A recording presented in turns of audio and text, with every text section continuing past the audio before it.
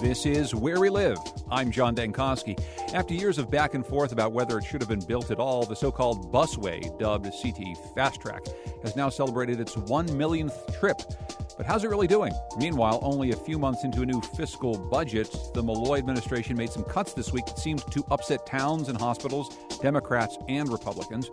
And while Connecticut rushes into a deal with our tribes to build a new casino stop on the road to Springfield, it's looking like that MGM plan in the city is a little less grand than originally planned. Those are just a few of the stories we'll tackle in the Wheelhouse, our weekly news roundtable. You can always join the conversation, 860-275-7266. Comment on our website, wnpr.org/where we live. You can always find us on Facebook and on Twitter at Where We Live. Joining us, as always, is Colin McEnroe. He's the host of The Colin McEnroe Show on WNPR. Hello, Colin. Bernie Sanders. Ho, ho, ho, Mr. Dankosky. Bernie Sanders. Thank you so much for getting that out of the way early. Christine Stewart is here. She's editor of CTNewsJunkie.com. Hello, Christine. Good morning, John. And Matt Kaufman is an investigative reporter for the Hartford Courant. Hello there once again, Matt.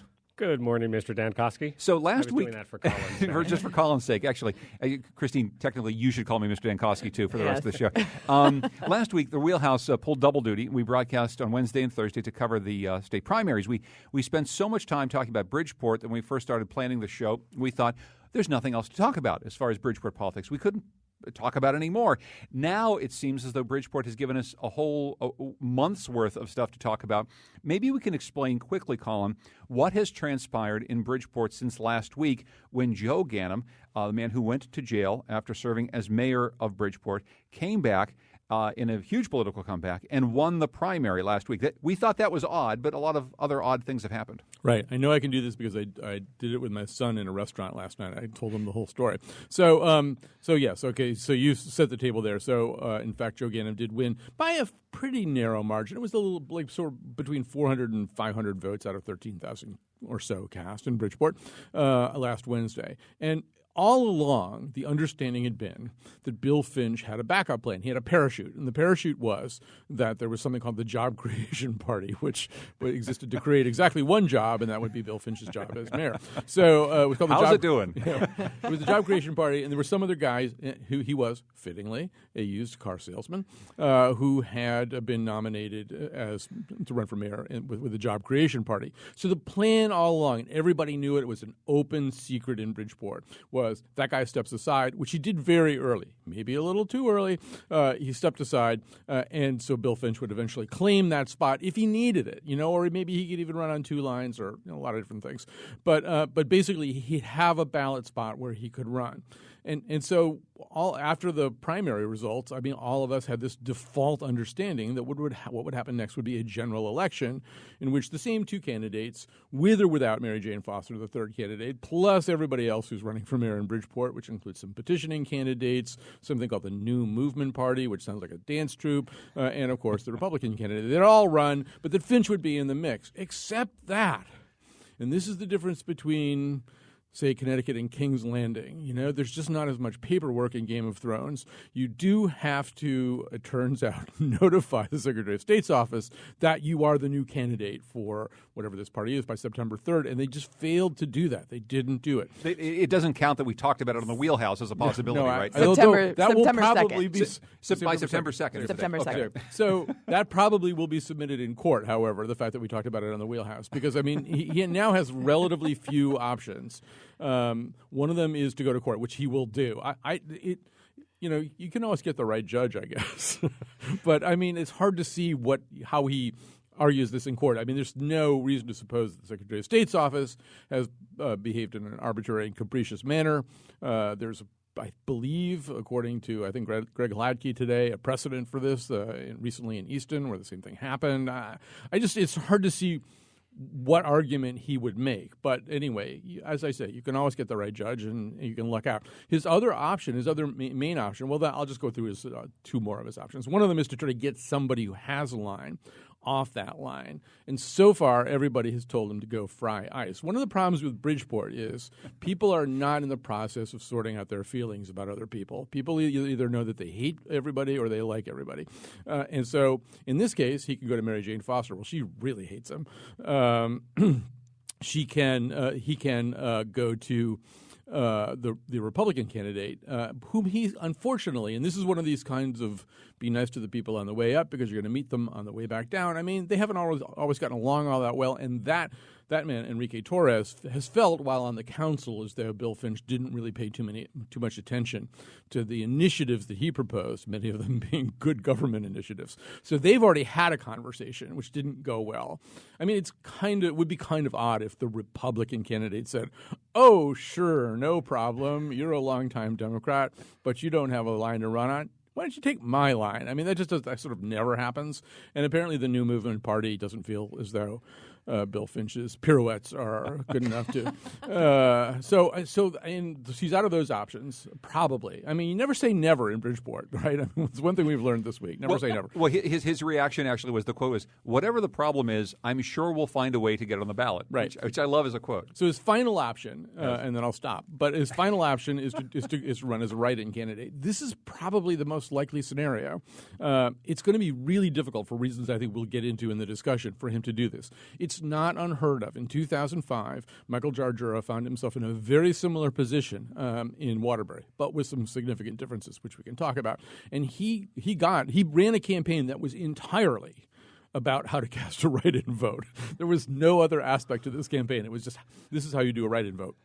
And it worked. He collected almost 8,000 write-in votes. It was as Bridgeport will be. It was a multi-candidate campaign, so that he won with I think about 38% of the vote. So that's good. If you're going to run as a write-in candidate, you don't want to have to get 51% of the vote. But he got about, and I would just quickly say, 8,000 votes in Bridgeport in a multi-candidate election. If you could get 8,000 write-in votes, you'd be in a pretty okay position. I mean, you'd have a shot at winning. But we'll talk about this later, but I question whether Finch can do this. I like what Jim Amon and his advice that he had for Bill Finch, according to our friends at the Connecticut Post. So Jim Amon, the former Speaker of the House who lives in Milford, said that Finch can win as a write-in candidate by getting into the neighborhoods and rallying support, and that if he was Finch, he would be knocking on doors until my knuckles are bloody. So, I mean, Finch has... kind of sophisticated analysis Jim is known for. That's yes. Right. And so I think that, Bill Finch has... obviously, he has to win the support of voters. But then you're right. Like Michael Jarjura, he also has to tell them how to write his name down on a ballot. And luckily, he has an easy name. That's right. It's not a hard name to spell. It's not a hard name to spell. People know who he is. He's been in the city, obviously, for years and years and years as a politician and as a businessman. So and I think that would all the ballots then have to be hand counted? Oh, my goodness, hand counting all the ballots in Bridgeport. Yeah, maybe that should be done every election anyway. Probably, just as a default. Yeah, it just seems a huge uphill battle to get that many people. I mean, it's not a huge thing, to go from bubbling in a circle to writing out a name, but we're sort of accustomed to doing elections a certain way. I imagine there are a certain number of people that go into the ballot without a strong sense, really, of who they want to vote for and kind of look at the choices. And if your choice isn't on there, if you've got to, affirmatively write that name down, clearly that's not the choice he would like. I can't imagine the things he's offering to the New Movement Party. Is that, But this is interesting, and you're, whenever we bring you in, Matt, you're our good government guy, right? This is a lot of what you watchdog. It's just interesting that we even have a system where we can talk about the fact that someone can hold a ballot line for someone just in case something goes wrong, and then, as long as you fill out the paperwork right, you can just slide onto the ballot. This seems somehow inconceivable is probably too strong a word, but, I mean, that's where I'll go. Well, I'll say, I mean, there's nothing wrong with opening up the ballot, to as many people as there can be. And we do have dozens of minor parties, some with literally, fewer than a dozen people in them. So, nothing wrong with challenging the two-party system. And maybe it should be easier to get on the ballot if you have sort of some modicum of support. There is some state law, and I'll take the Secretary of State's word for it, but there's a law I found yesterday suggesting that a nominated candidate maybe can be replaced within 24 or 26 days, something like that of this. So there may be. I think the problem is that they don't have a nominated candidate. This is the problem with the used car salesman stepping aside too early. They don't have. In other words, if he did that now, you might be able to invoke that law if he were still on the line. I think this is one of the. Oh, so he was nominated, but withdrew he's gone. Maybe too early. I think this was a tactical error. It's a tactical. Here's Joe Ganim actually talking on WPLR yesterday, talking about this whole snafu with Bill Finch's campaign. Actually, we looked at that. I mean, the fact that they started this with a used car salesman as a front and made kind of a sham out of it, I thought was disrespectful to the voters. And I was very happy that the Secretary of State put a stop to it. I just want to say, you really know that you've overstepped the boundaries. When Joe Ganim feels as though he can criticize your techniques as a sham that makes a mockery of the system. It's disrespectful to the voters. The other way that you know that you've really screwed up is when Ernie Newton says you didn't really think this through very carefully. Those are bad signs. There was this priceless photo in the Current of Joe Ganim on election and primary night with Ernie Newton cheering in the foreground and Joe Ganim up on a table, talking to his supporters. It was just and again, it was Bridgeport. For our listeners who don't know, Ernie Newton is another former Bridgeport politician who has spent some time in prison. Who may be going back. Who may be going back to prison, but you never know. Now, here's the other thing. You mentioned Mary Jane Foster, the third candidate. So she was also on WPLR yesterday. It would have been a good day to be listening to WPLR. Here she is Not talking. Bruce Barber isn't on anymore. Here she is talking about the fact that she essentially said earlier this week, I'm not going to get in this race. I'm going to get out. I'm going to drop my name off the ballot in November. Now she's maybe reconsidering. Given the incompetence of the Finch team on this job creation party issue, not to mention the total lack of transparency, I have to seriously reconsider my decision. Okay, so she makes, and Matt has also made this point too, that one of the problems that Finch is going to have when he goes to court, despite including the fact that he has no leg to stand on, he has no particular cogent argument to make, is that basically he's going into court and saying, I was going to play this trick, and now they're not going to let me, which tends not to really sound that great, right? I mean, it just sort of like, it's hard to cast yourself as a victim of an injustice if you, in fact, were planning to play a trick on people in the first place, and now they're telling you you can't. It's kind of like cheating in taxes, though, isn't it? Well, kind of, yeah. Everybody does it. So here's the thing with Foster. All right, so Tom Swan, who is her strategic advisor, is saying that she should get back into the race and talking about, he had a quote in the Current about the vitriol and anger towards Bill Finch that they encountered when they were door knocking, making their knuckles, Jim Amon, bloody, knocking on doors, and hearing all this hatred of Bill Finch. And I was reading that quote and I was thinking, you only got 1177 votes out of 13,000 or so votes cast, despite the fact that, according to you, one of the guys you were running against is hated, and the other guy is basically Whitey Bulger with a law degree, and you got less than 10% of the vote. So that tends not to make your candidacy look so strong. And I think that's the problem with Foster getting back in. I don't see how that works at all, and I don't see how that helps anybody. I think the most interesting person right now is Enrique Iglesias, the Republican nominee, because one of the many problems is, and I'm going to geek out about this a little bit, he and Foster and Finch are all kind of fighting all over the same bunch of votes. I think if Brian Lockhart were here, he would say the same thing. That Ganim basically has, locked down or done much better than Finch anyway in most of the neighborhoods of Bridgeport. So in Black Rock and one of the central districts, this is where Iglesias has support, Finch has support, Foster has support. So you don't want them fighting over this tiny little pool of votes. You want some kind of coalition candidate. I think Iglesias at this point is the most plausible one. But it's going to be really hard, whether Finch gets in or not, to beat Ganim. Ganim now can fish out of a lot of ponds, and everybody else is kind of fighting over the same tiny little pond. And it's hard for me to see. I mean, Bridgeport is like it's sui generis. It's if either you understand it or you don't, and I don't. I don't live there. I don't get it. But looking at it from a conventional, sort of election analysis point of view, it's really hard to see how Ganim doesn't win this.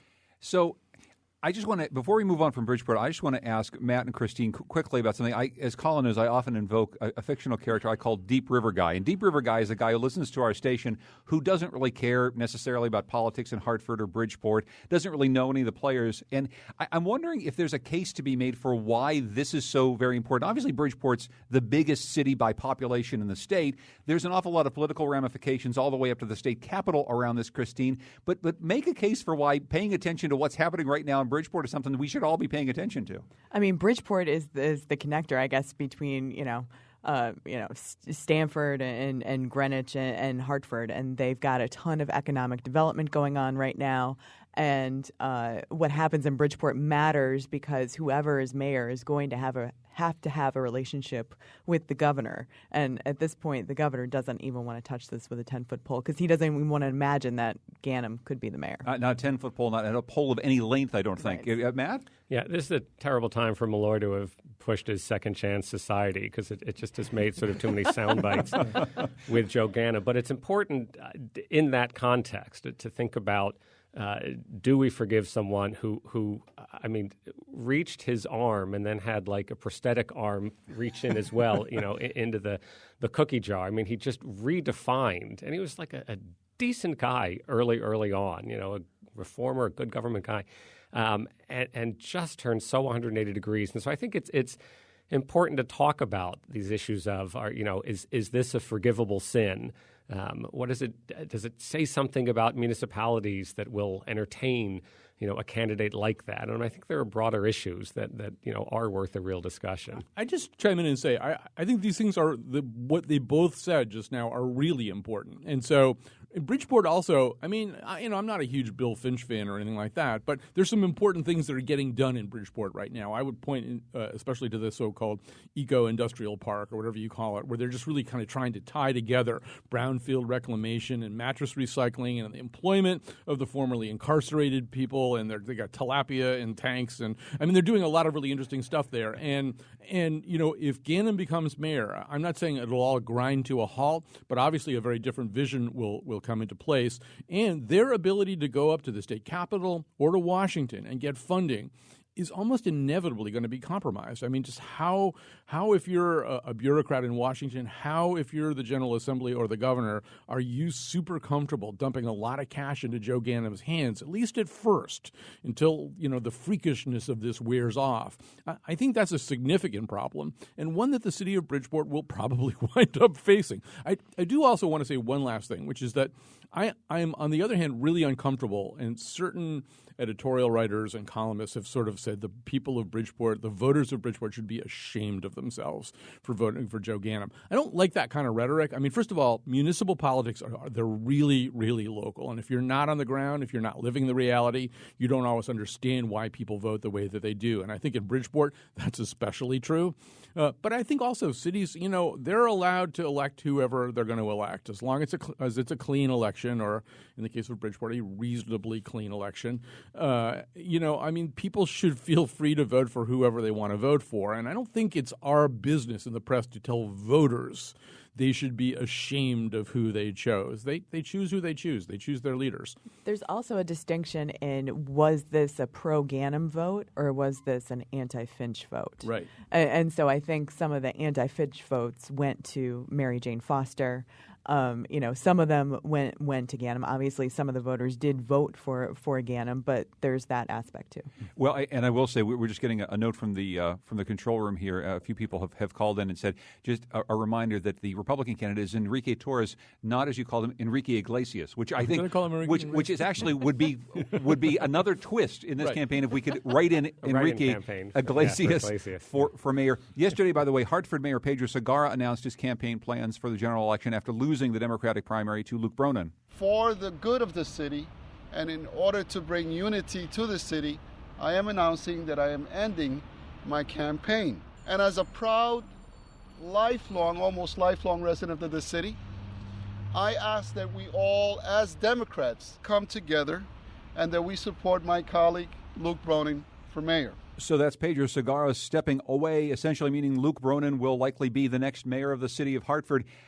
Any surprise, Matt, that Pedro Segarra decided to make this announcement after really losing fairly handily in the primary? Yeah, I don't think anyone was surprised. If there was any surprise, it was sort of how long it took him to make the announcement. It wasn't a huge amount of time, but I suspect he just needed time to sort of come to grips with the reality of it. I mean, it's not likely that he would have won in the general election. I think he would have needed a radically different campaign strategy, but frankly would have had to have realized that well before the primary election. We didn't sort of see a change in his strategy. So, no, not a surprise, at least to me and to the folks I've talked with. And so what are some of the reactions that you're hearing to this, Christine? The reaction is that, obviously Pedro, he could have continued. He did have, unlike Bill Finch, he had secured a spot on the November ballot. And I think that Malloy staying out of the primary and then endorsing Luke after Luke won the primary made a big difference. The Democratic Party wouldn't say what Governor Malloy asked Mayor Segarra to do, but it's likely that he asked him to step aside and allow Luke to run on the ballot against the Republican. And so what happens next for the mayor of Hartford? Well, first of all, the thing that happens next is his life gets better. And Pedro Segarra is a good guy. I mean, nobody ever really questioned that he was a nice person. And I think one of the words that you heard in that clip was proud. And I think one of the things that's been hard about this particular cycle for him is that his pride really has been injured. They're just inevitably this election came down to arguments about competence and the way the city was run. And I think it was very hard for him to hear the words that were said about him. But that's over. And pretty soon running the city of Hartford will be over too. I think he will feel a burden will be lifted from him. A long, long time ago, I think it might have been 4 years ago, as a previous mayoral election cycle was heating up, there was a lot of talk about, he never really wanted to be mayor that much in the first place. He's basically Frodo. They gave him the ring. They told him he had to keep it. What he really wants to be is a Superior Court judge. I heard that from a lot of people. And I'm thinking one of the nice things, if that's what he wants to be and things have ended peaceably, and he said some nice things about Luke Bronin. So what's next for Mayor Segarra? I wouldn't be surprised if a year or so from now he were Judge Segarra. And I think he'll probably be a much better judge than he was a mayor. And a very good guy who, as Colin said, always certainly treated us well, and we wish him the best of luck. As we take a break, we want to let you know that you can get in touch with us at Where We Live on Facebook and Twitter. We're in the Wheelhouse, our weekly news roundtable. We're talking with Colin McEnroe, Matt Kaufman of The Current, Christine Stewart of CTNewsJunkie.com. When we come back, some big budget cuts announced this week by the governor. It has, just about everybody kind of upset. That's next in the Wheelhouse, Where We Live.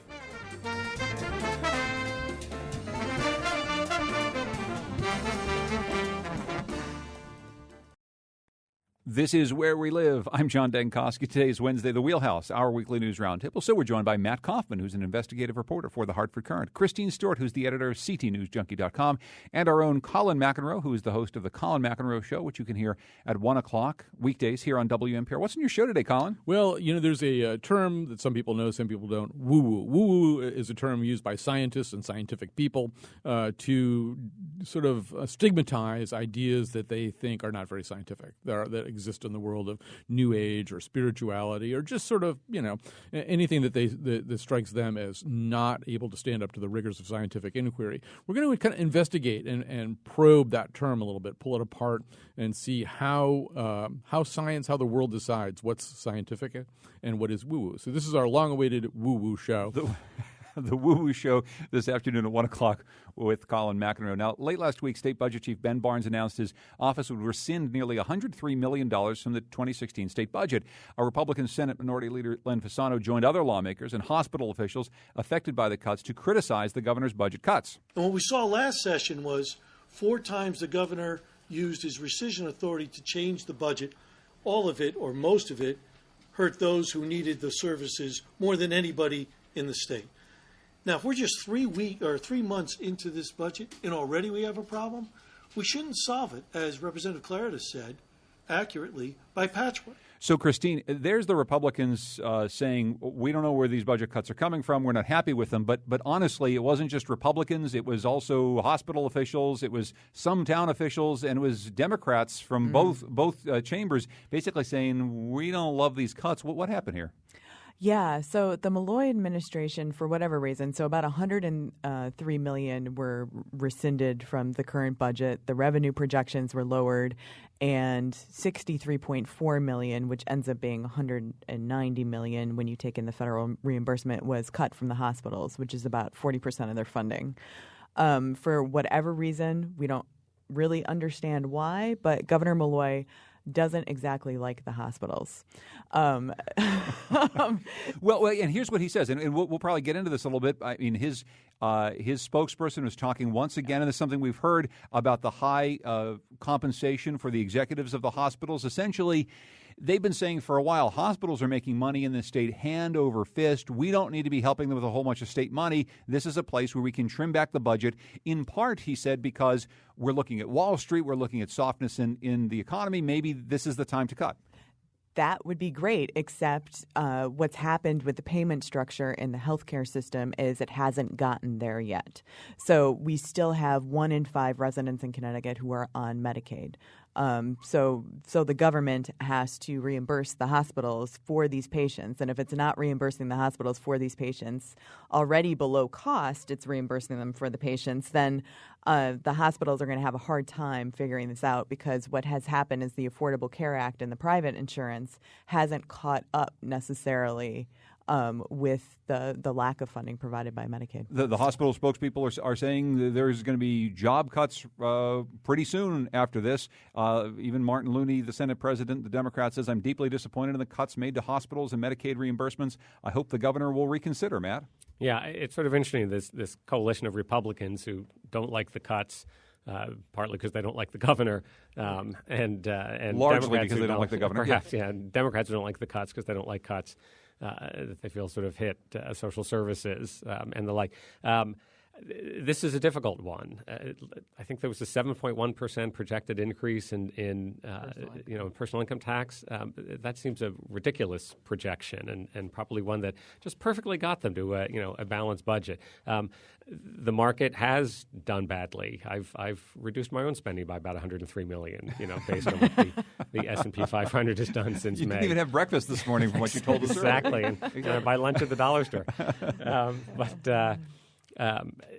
But it's tough to make cuts when there is a federal reimbursement that is sort of multiplying the effect of that cuts, and when it's in a program. I mean, I think he makes a decent point. Compensations are very high in the hospitals. I mean, even the Hospital Association, Jennifer Jackson, last accounting, $750,000 between the different things. I mean, that's a lot of money, and certainly people running hospitals making not just $1 million but multiple millions. On the other hand, Medicaid, there's sort of a certain formula there. There are people in Connecticut who need it, and it's kind of tough to kind of pull the rug out of that. And I'm not sure where the money is supposed to come in from. And if hospitals are simply assumed you got enough profit, take it out of that. Well, and Colin, we have been hearing that for a while from the Malloy administration and other places, and it's certainly something we've taken quite a look at on the program as well, about how much hospitals are paying people to run them.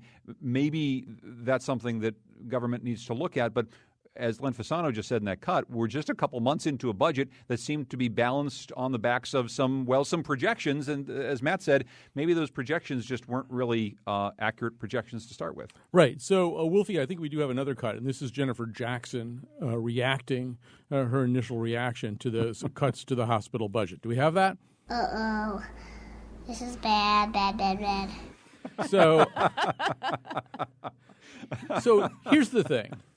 You don't want to have, when your house is on fire, a conversation with the firemen about how much money they make.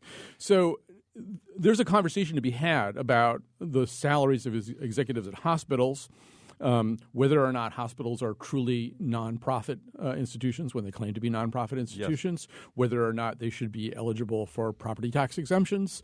That's a conversation worth having. Not right now, not when your budget's on fire. And see, one of the aspects of this chaotic budget process where they claim the budget balances, but it doesn't really, the slightest nudge from anywhere. If Matt decides not to have lunch today, they get like a whole other problem. So, one of the problems is that it devolves very quickly into kind of name calling and accusation. So, yeah, you've got Malloy going, well, maybe if some of these executives would take a pay cut, we could do this. And then they're going, well, you give tax breaks to corporations to make more money than we do. It's like, this doesn't really sound great, This doesn't really sound like a state that understands how to get through the budget-making process. So, I mean, they're kind of both wrong, but I think the state's wronger. The state hasn't moved beyond what Ben Barnes called the permanent state of fiscal crisis. That's where they are right now. So anytime a squirrel runs across the road and people hit the brakes, they got a problem. Wall Street, as if Danny Haar were here, what Danny would say is that, slowdowns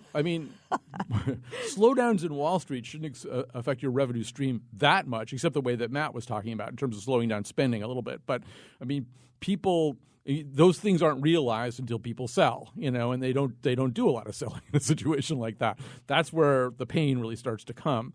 Ultimately, this is an argument for a sounder version of budget making. And, so the Republicans do have a point. Malloy only has the power to cut so much from the budget. There's only so many pots of money that he can touch. He can't touch municipal aid. He can't touch entitlements. So, why don't we as a legislature, whose job it is to watch over this budget, get back together and figure out where we are?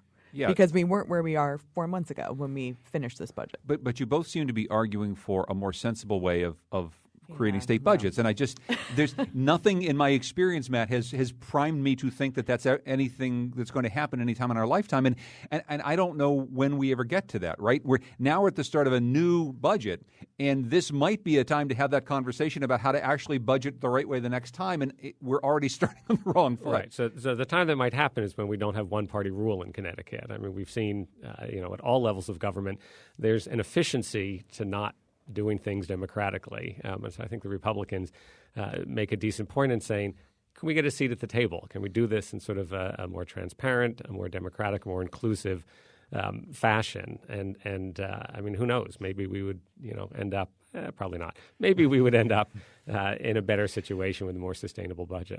Matt, I would push back against that a tiny bit and say that I think this is a bigger failure because we have one-party rule. With one-party rule, you have a chance to input a budget theory, a theory of your budget. This is what we're going to do. These people are going to feel pain. These people are going to feel less pain. We're preserving these priorities. These are the important things. We're not going to hurt those things. You have a chance actually to work out between the governor and the legislative leadership a theory of the budget and then a message that goes down to your troops. And that didn't happen this time. I mean, those of us who were walking the halls of the state legislature on the last night of the session heard that a lot from legislators. We don't know what this is supposed to be. We don't know what the theory is. There's no overarching message here. It's harder to do in a two-party situation because ultimately you're preserving a bunch of different stakeholder priorities. Here, you really have the chance to unite your majority around a particular idea, but there is no idea. Well, right. I think Democratic lawmakers were upset because they thought that they had preserved this hospital funding. They thought that they had preserved, the municipal aid, and all of a sudden they learned from their governor that they didn't. See football, Charlie Brown, Lucy. Yeah. Right. With one-party rule, you can also, though, get away with creating a phonier budget. Right. So where you have something Point that taken. When you see a little drop, and not a little, a significant drop in the projected revenue or in the stock market that leads you to say, hey, let's say this is the reason our revenue projections aren't going to get there.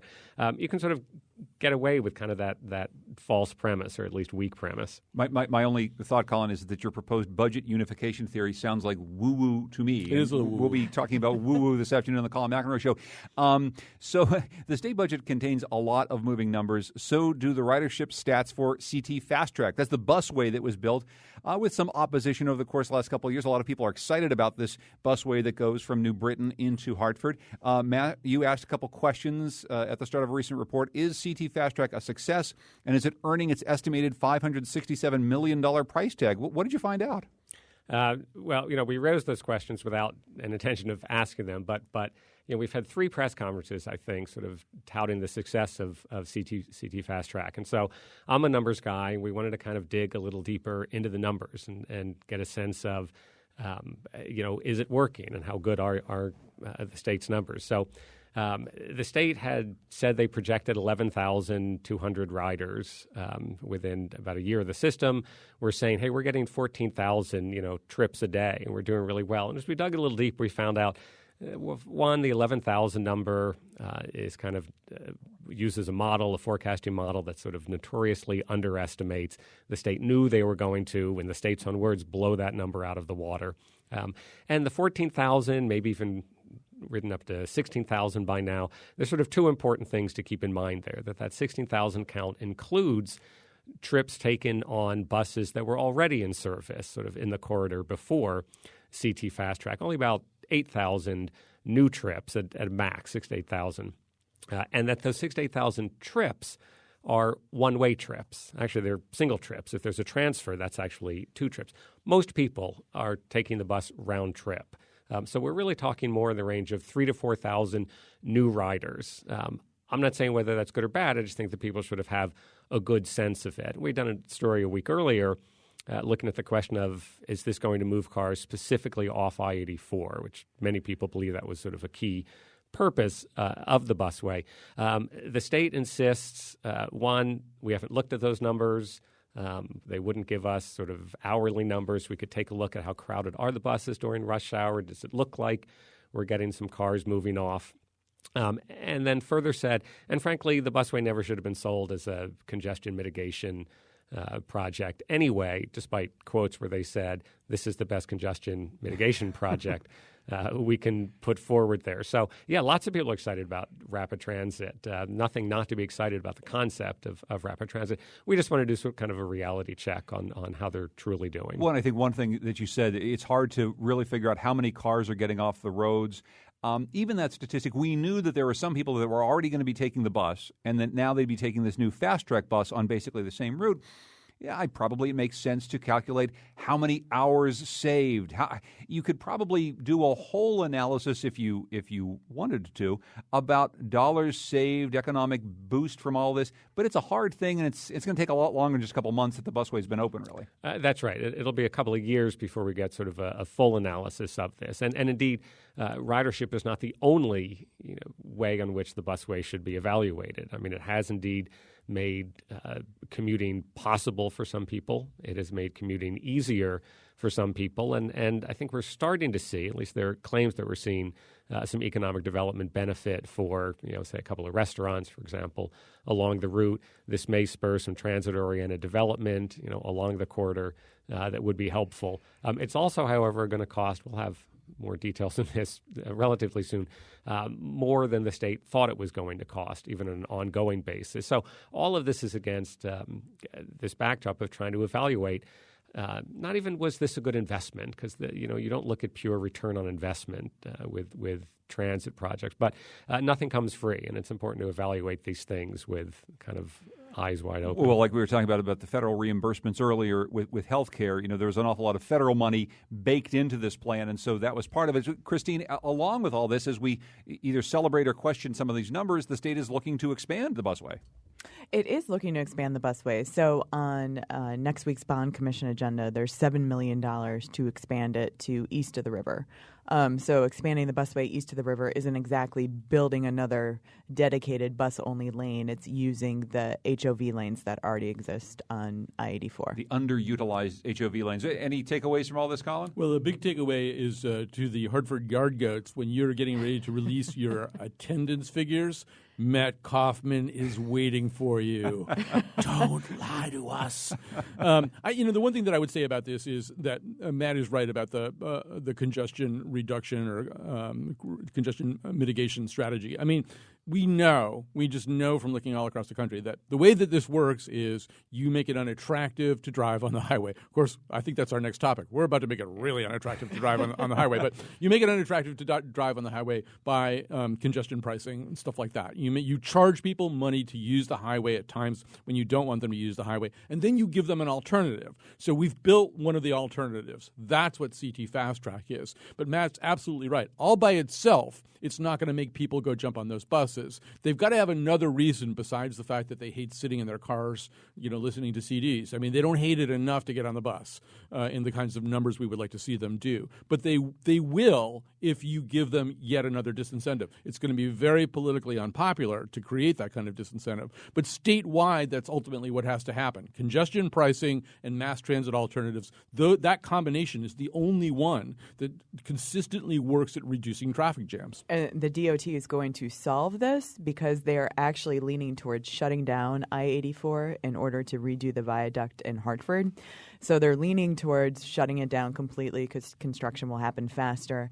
And a lot of the tunneling options are off the table, and they're thinking about doing it at grade. Although commuters are free to dig their own tunnels if they can't get to work. But they can do it themselves. They may run into a river down there. We've had some of this conversation, though, about what at grade means. We've been talking about, does I-84 get completely shut down and they dig a trench and then there's highways over it? Or are we talking about like at grade, like a big old highway cutting through the city with those sound barriers up on either side? Yep, that's it. That's what we're talking about? That's what we're talking about, yeah. Well, okay, so we need to take That's a whole nother show. That's a whole 7 shows in a row if we want to talk about that. So it's hard to see how that's a win, though. Yeah, right? It's a win for CT Fast Track.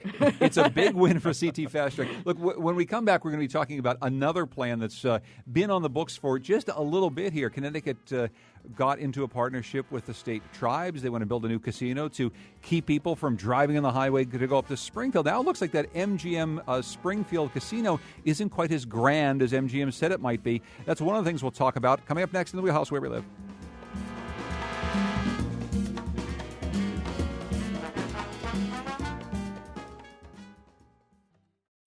This is Where We Live. I'm John Dankosky. Coming up tomorrow, high turnover rates in police departments nationwide might be attributable to changes in police pensions demanded by lawmakers and taxpayers. That's something that's according to criminal justice expert John DiCarlo. He's a former police chief in Branford. He's written a new book about his research on unions. He'll join us to talk about this issue and also the issues of training police in a changing America. That's tomorrow's program here on Where We Live. A few other notes quickly. Online right now, there's a live streaming of the Pope's visit, and we're going to have more coverage on NPR and WNPR of the Pope's visit to Washington and New York over the course of the next few days. I also want to draw your attention to a story up by our friend Jamil Ragland, who works with us. It's an obituary remembrance of Butch Lewis, yet another Hartford legend who passed away in the last week. We remembered one last week, and we have another one up at WNPR.org. Connecticut officials are using a lot of war metaphors when it comes to their battle with Massachusetts over a casino that's planned to be built in Springfield. They want to build a third tribal casino in the state of Connecticut, somewhere between Hartford and maybe Enfield, to try to capture all those people who are driving north to this brand new plan. Meanwhile, it looks as though within the last few days here, Colin, MGM, that's the company that's going to be building this casino in Springfield, has scaled way back on their plan. They were going to build a 25-story tower, and now it seems like they're going to build a much smaller venture. A lot of people, including people in Springfield, are wondering what this is all about. Do you think this has anything to do with this border war that we're talking about here? No, I think it has to do with the bad economic model of basing your state's economic bright future at all, even partially, on an industry that's in decline. I mean, this is sort of like, ranching some kind of butterfly that's about to become extinct or something. I mean, basically, casino handles are just going down, right? So, I mean, Massachusetts is indulging in the greater folly in suggesting that they can really get a lot of milk out of this cow. You can't get a lot of milk out of this cow. The industry's overbuilt. The novelty's worn off. The handles are going down. It's a cow whose udders are slowly drying up. And so I guess that was a little bit too vivid. But. The most expansive cow metaphor we've had for some time. Is lactating. That was a bad image. But so I mean, that's the problem, and it's the folly here in Connecticut too. The idea that I mean, they keep saying they're trying to protect jobs. No, they're not. They're trying to protect a pool of money from which the state derives revenue. But that pool it's shrinking. It's going to shrink. Christine, any thoughts from up at the Capitol about any of this? Because, again, the state is signing this deal with the tribes. The tribes were just on my show earlier this week talking about the necessity of doing this, although they were very clear to say, this law that got passed, it doesn't mean we're going to build a casino. It just means we can explore the possibility of building a casino somewhere in that I-91 corridor. Do you think that this MGM scale back, does this change anything at the state Capitol? I'm not sure it changes anything, and I think that, MGM is arguing that it's the same number of hotel rooms, even though the scale of the building is much smaller and turned on its side. I'm not sure what this signals, if anything. The tribe signed their agreement, their joint business venture a few weeks ago, and I don't think anybody's thinking about it right now except for the municipalities who want this casino. We just have a couple minutes left, and I want to get to sort of the big story of the week. And it turns out that when the Pope visits Washington, D.C. and New York and Philadelphia, there's a lot of people from Connecticut, including a lot of politicians who are going to be there. Governor Malloy is one of the thousands welcoming the Pope on his first trip to the U.S. Has he talked about this at all, Christine, about his meeting with the Pope? He has not. I do have a call scheduled with him later on today to talk about the visit, but he's one of 15,000 people, I believe, waiting for the Pope. And one thing just to bring up with this, Matt, is it's sort of hard to overlook the impact that this visit has had on politics across America, because this Pope represents a whole bunch of very new ideas, certainly for a papal visit, but he's making Republicans uncomfortable. He's making Democrats uncomfortable. He's making social liberals uncomfortable, and he's making longtime conservatives uncomfortable. And there's something really great about that, I feel. I was going to say that's what good leaders do. Sort of agree, disagree. I mean, it's valuable to have someone with enough clout to, get a seat at any table he wants a seat at, and challenging some conventional wisdom, for better or worse. And it doesn't mean you have to agree with them or change policy as a result of it. But certainly some of the stuff he's talking about, the sort of, North versus South divide in the world that we in America don't typically think about, and the way we think of East versus West, is interesting. And it's also interesting, Christine, he's making a real point to stop at prisons and jails. He's been doing this all over the world. This plays into Governor Malloy's Second Chance Society that we mentioned earlier, this sense that you don't just throw people away because you put them in jail. It does. And he's also coming at a time where there was just a story today that, he's very involved in the poor and making sure that the poor are thriving in a way. What we saw was that this federal government shutdown may impact food stamps. Sure. So he's coming at a time when that's a reality for people in there's Washington. There's real impacts for people. Yeah, and he can make a case. Colin? First of all, we all call Governor Malloy the porcupine, and the Pope, I think, has his own nickname for Governor Malloy, which is who? But that's not very nice. I don't think he makes everybody equally uncomfortable. I think Pope Francis. We all need heroes. Mine used to be Bill Finch, but Pope Francis is kind of a hero for me right now. But your hero is Bernie Sanders. Yeah, well, Bernie Sanders too, goes without saying. But I don't think he makes everybody equally uncomfortable. It's clear what his batting order here is. He wants to talk about economic injustice. He wants to talk about climate change. And then there's like all the reproductive and sexual stuff where maybe he's, not on the same page with a lot of liberals. But that's lower on the batting order for him. His message is a very strong one. And, he doesn't just care about the poor. He also cares about wealth. And he said to the religious in Cuba, wealth impoverishes you spiritually. He really is against the accumulation of capital in a way that disadvantages the rest of society. But he also thinks it's bad for people. It's bad for people to care about material wealth all the time. So that's quite a radical message for the USA. Yeah. At the same time as the Catholic Church wants you to tithe, 10%, 15% of your income to the church. Well, one of he has been called by many people a Marxist, and I heard this yesterday in response to some of these accusations that have been levied against him. He essentially said, every single thing that I say, about the poor and about income inequality is something that you can find in Catholic teachings. And if you don't believe me, I'm very happy to quote Scripture for you. And this is one of the things about this Pope that's going to be so interesting to hear is he brings a lot of passion, certainly, for these issues, but he also brings an awful lot of data, and he wants to talk about these things in a very real way. It should be interesting over the course of the next couple days. Live coverage on WNPR.org of his visit. Tomorrow we'll have live coverage on the radio on WNPR as well. I want to thank our panelists for the Wheelhouse, our weekly news roundtable. Matt Kaufman, investigative reporter for the Hartford Courant. Thank you so much, Matt. Thanks for having me. Thanks also to Christine Stewart, editor of CTNewsJunkie.com. Thank you, Christine. Thank you, Mr. Dankowski. And thank you, Colin McEnroe, the host of the Colin McEnroe Show on WNPR. Happy birthday, Khaleesi. Yes, indeed. Happy birthday. Our program is always produced by Tucker Ives with Lydia Brown, Betsy Kaplan, and Josh Nalea. Kyone Wolf is our technical producer. Heather Brandon is the digital editor. The executive producer of Where We Live is Katie Tolarski. Safe travels, Katie. This is Where We Live.